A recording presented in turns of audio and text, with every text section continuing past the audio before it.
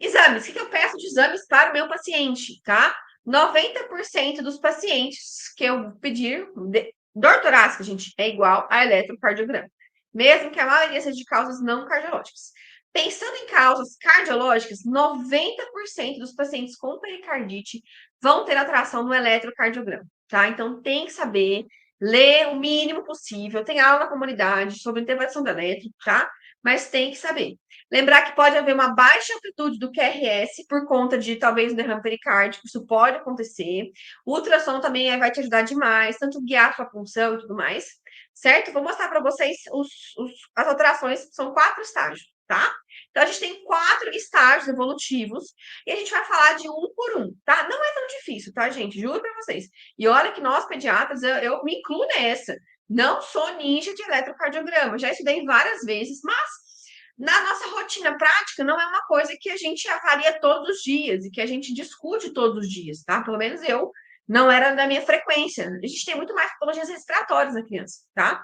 Então, mas a gente tem que saber o mínimo, por exemplo, o mínimo que você aí, ser humano, médico, CRM positivo, tem que saber, olhou um eletro, saber se ele é sinusal ou não, beleza? Isso aqui que vai caracterizar o ritmo sinusal. Tem que ter onda P, precedendo todo o QRS de morfologia habitual, certo? Intervalo PR sendo constante. Na aula eu falei tudo isso para vocês.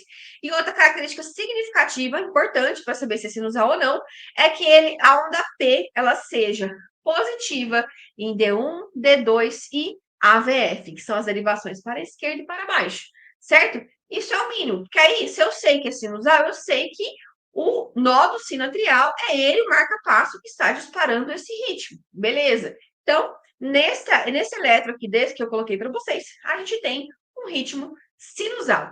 Tem frequência, tem um monte de coisa que a gente tem que avaliar, tá? Então, vai lá na aula de interpretação do eletrocardiograma, certo?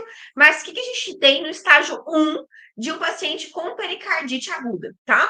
No estágio 1, vai ter alterações que vão começar nas primeiras horas a dias, certo? Então, o que é esse estágio 1? Geralmente o paciente para vocês vai vir nesse estágio 1, né? Porque ele vai ter essa queixa de dor torácica mais recente. Você pode pegar um paciente com uma pericardite recorrente, vai ter diferenças, certo? Mas no geral, esse estágio 1 vai chegar para você. Você vai ter um aumento no segmento ST, então você vai ter um supra desnivelamento de ST, certo? Geralmente essa concavidade é voltada para cima, certo? E não tem respeito à anatomia coronariana. A gente pensar, por exemplo, em isquemia. A gente não tem, a gente pode ter alterações em todas as derivações, só em algumas, e ele não vai seguir por exemplo, V1, V2 mais de câmaras direitas, V3, V4 mais de septo, sabe? Então você não vai ter esse respeito tão certinho à anatomia, tá? Raramente esse supradesnivelamento é maior que 5 milímetros, que seriam 5 quadradinhos, tá bom? As ondas T, elas podem se apresentar pontiagudas e mais altas, tá?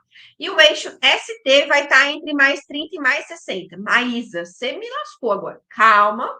Vamos junto, vamos relembrar, tá? A gente já falou que é sinusal, certo? É sinusal. Mas e agora? Como que tá essa questão do supra de ST? Tem o supra aqui, vocês estão vendo que aqui que tá a base, certo? Deixa eu pôr um marcadorzinho bonitinho aqui. A gente tem a base aqui e a gente tem um supradesnivelamento do segmento ST. Vai dar aí 1, 2 quadradinhos, tá? Então, é um supradesnivelamento em todas as derivações, praticamente, né? Então, tem um supra, beleza? Deixa eu tirar esse apontador. E tem uma onda T mais pontiaguda, tá certo? Então, será que esse paciente tem uma hipercalemia associada? Temos que ver também. Olha eletrólitos para ajudar a gente a pensar, certo? Outra coisa, cálculo do eixo cardíaco. Como que a gente vai fazer esse cálculo do eixo cardíaco? Nós vamos pegar as derivações que elas são a D1, D2 e D3, AVR, L e F, certo? Peguei essas aqui e eu vou procurar quais dessas 6 derivações é mais isoelétrico. A parte do QRS em cima e embaixo é mais parecido. No caso deste paciente, desse eletrocardiograma que tem uma suspeita de pericardite, o AVL é a derivação mais isoelétrica, beleza? Então, tá aqui, AVL, ok? Tá aqui no menos 30, tá? Perdão. E aí, eu vou traçar uma linha no AVL, que vai ser a linha perpendicular a esse AVL. e o D2 em mais 60, certo? Ou menos 120. Então, essa é a linha perpendicular que vai ser traçada, ok? Então, tem aqui essa linha perpendicular. E aí, eu vou olhar agora para o D2, que é a linha que é perpendicular à isoelétrica. O D2, o QRS é positivo ou negativo?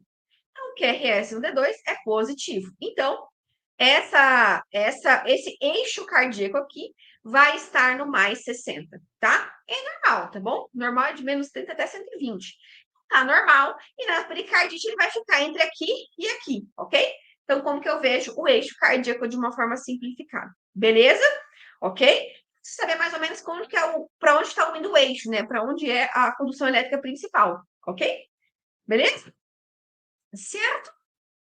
Fase 2, tá? Tem fase mais precoce, uma fase mais tardia, mas em geral vai começar dias a semanas após o início do quadro. Então você não vai ter mais aquele supradesnivelamento, você vai ter uma onda T mais achatada, ok? Em alguns casos você pode ter uma depressão ali no intervalo PR, ok? Ele tá mais deprimido, certo? Que é muito sugestivo da pericardite. Deixa eu ter uma imagem aí.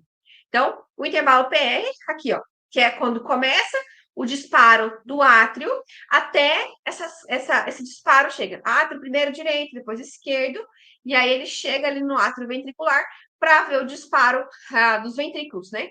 Então, é esse intervalo que a gente vai avaliar. Pode haver um desnivelamento dele, ok? Deixa eu ver. Aí ficou a mesma coisa, tá? Então, pode acontecer também, beleza? No estágio 3, aí vai ser mais tardio ainda, de semanas a meses, tá?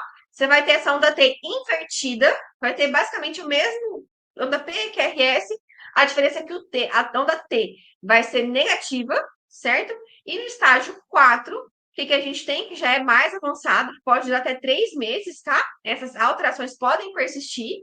Você vai retornar à normalidade, mas a onda T ainda pode ficar invertida. Então, pode estar normal, quanto a onda T ainda estar invertida, tá? Então, são estágios. Geralmente, eles vão pegar o paciente mais no comecinho, onda T mais apiculada, um superdesnivelamento que não vai seguir uma anatomia pensando em doença coronariana, isquemia miocárdica, ok? Não esqueça de avaliar se é sinusal. Então, tudo isso vai te ajudar a corroborar junto com a parte clínica, tá bom? Beleza?